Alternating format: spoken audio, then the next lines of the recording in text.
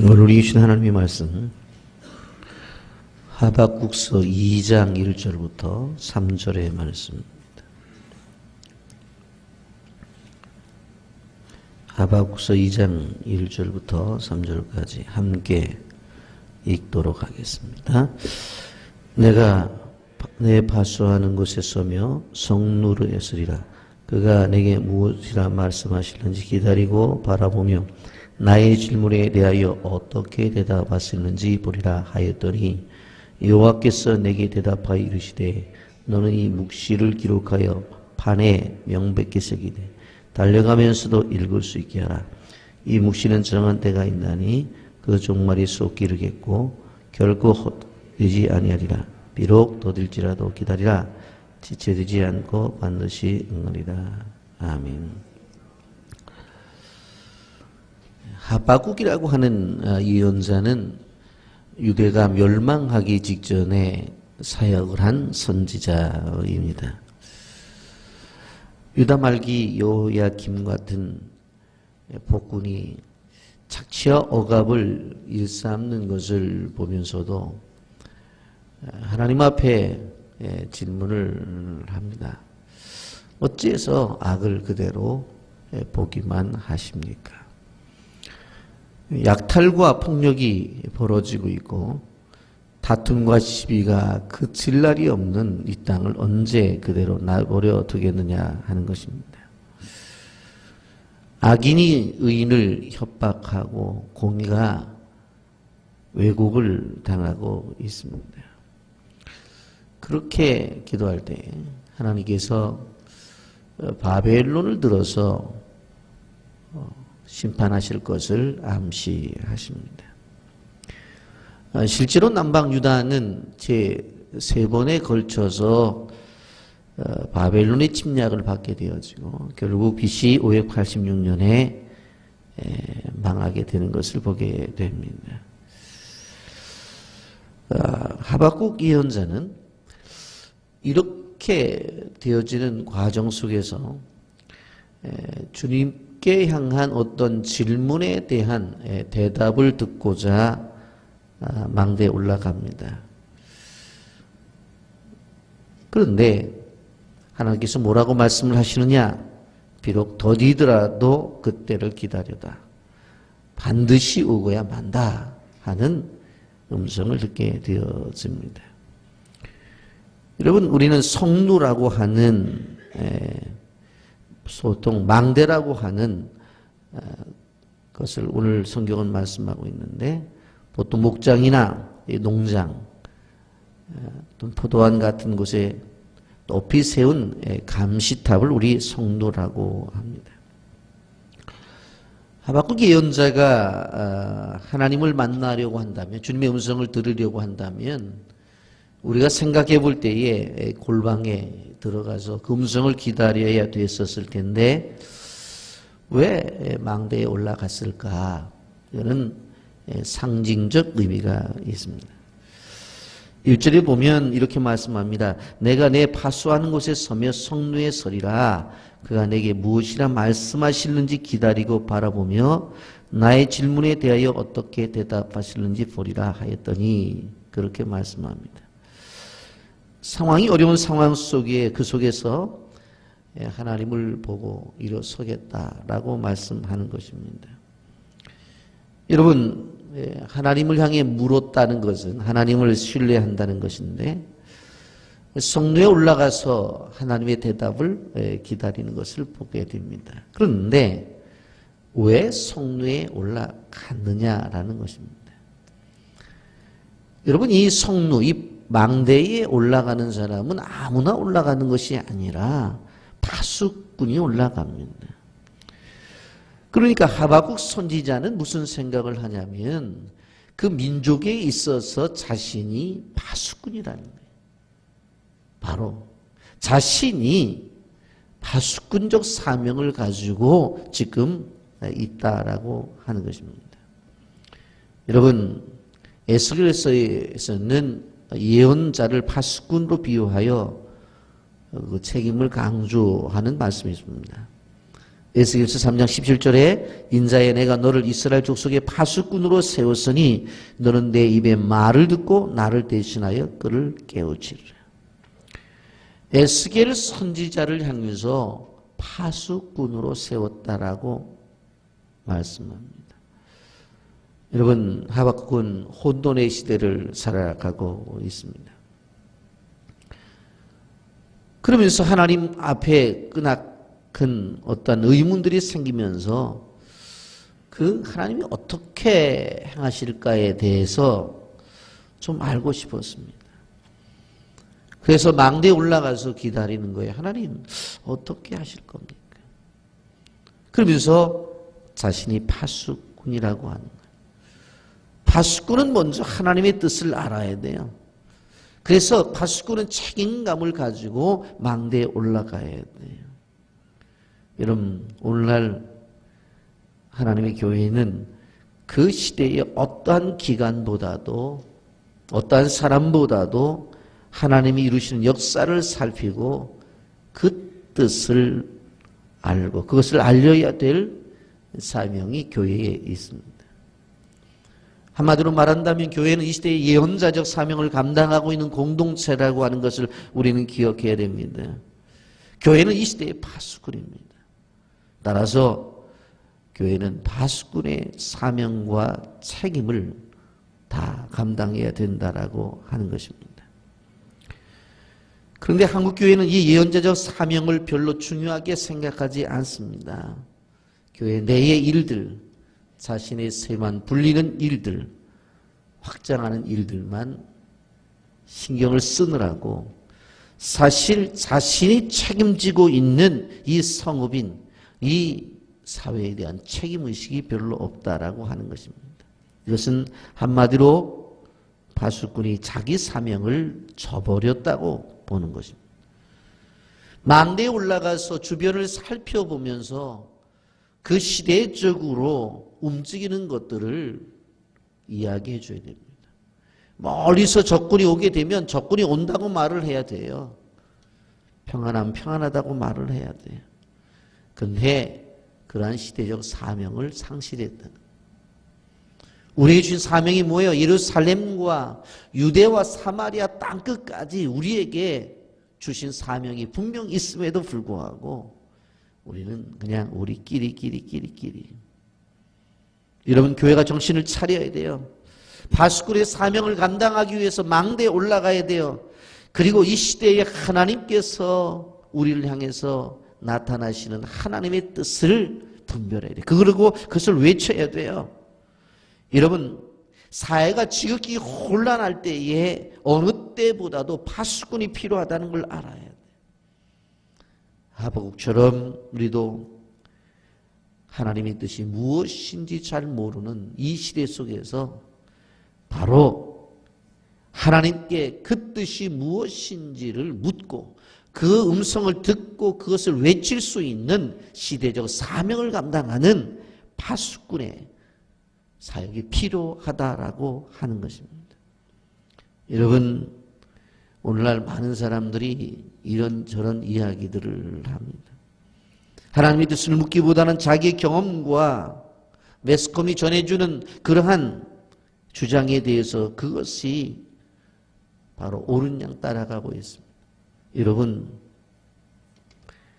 예언자는 하나님의 음성을 듣고 전하는 사람이지 예언자가 이 사람 저 사람을 물어보고 그리고 그것을 전하는 사람이 예언자가 아니에요.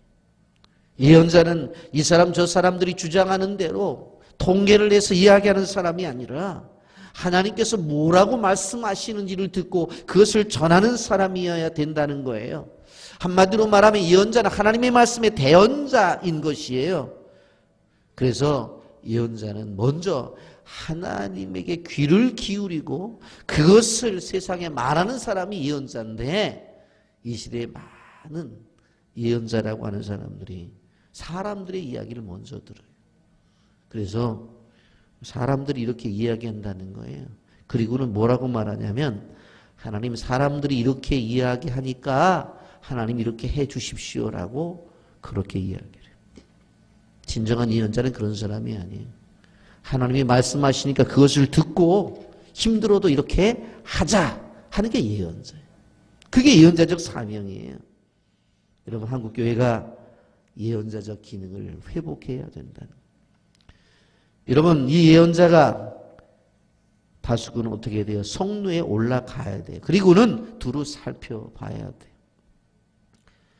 여러분, 성루에 왜 올라가요? 살펴보기 위해서. 성루가 어디 있어요? 높은 곳에 있습니다. 성루에 올라가게 되어지면 멀리도 보여져요. 멀리도 보여져요. 여러분, 어제 제가 신문을 보다가 보니까 서울에 있는 롯데에서 지은 123층 빌딩이 올라가 보면은 저 인천 앞바다까지 보인다고 그러더라고요. 멀리까지 보인다. 멀리까지. 여러분, 남선 타워에 올라가면 맑을 때는 저 멀리 북한 땅까지도 보인다는 얘기를 들었는데, 여러분, 성루는 그 시대를 잘 살필 수 있는 자리를 의미하는 거예요. 넓게 보고 멀리 보여야 돼요. 교회가 이 예언자적 사명을 받았다라고 하는 것은 무엇이에요? 이 시대의 흐름을 읽어야 되고 그 시대 속에서 멀리 보고 넓게 보아야 된다라고 하는 것입니다. 시야를 넓혀야 된다는 거예요. 그냥 어렵다, 힘들다, 그냥 거기에 머물러 있어서는 안 되는 거예요. 여러분, 구원받은 하나님의 백성들이 사명을 가진 사람들은 세상을 바라보는 관점이 달라요. 세상에서 잘 살고 성공하는 것이 우리의 목표가 아니라고 하는 거예요. 우리의 목표는 하나님의 나라를 이루는 데 있는 거예요. 영원한 생명으로 나가는 데 우리에게 있는 것이지 이 짧은 시간 우리가 잘 먹고 잘 입고 사는 데가 아니다. 그래서 우리의 시야는 하나님의 나라를 바라보고 영원한 생명의 세계로 나가는 그러한 눈을 가지고 있어야 된다라고 하는 것입니다. 여러분, 우리나라가 직면하고 있는 일들이 얼마나 어려운 일들이 많아요. 끊임없이 서로 비난하고 헐뜯고 있어요. 여러분, 우리는 서로 비난하고 헐뜯는 데 시간을 보낼 것이 아니라 차분히 하나님께서 우리에게 주시는 메시지가 무엇인지, 그분이 우리를 향해서 주시는 경고가 무엇인지 그 음성을 듣고 말씀을 통해서 미래를 준비하고 나가는 사람들이 되어져야 된다라고 하는 거예요. 그러면서 하나님의 음성을 들어야 돼요. 더딜지라도 기다려라. 3절입니다. 이 묵시는 정한 때가 있나니 그 종말이 속히 이르겠고 결코 거짓되지 아니하리라. 비록 더딜지라도 기다리라. 지체되지 않고 반드시 응하리라. 더딜지라도 기다리라고 그랬어. 기다림이 무지하게 힘든 거거든요. 그래서 이거는 성령이 하지 않고는 안 돼요. 그래서 성령의 열매 가운데 뭐가 있어요? 오래 참음의 열매가 있는 거예요. 오래 참는 거 내 힘으로 안 돼요.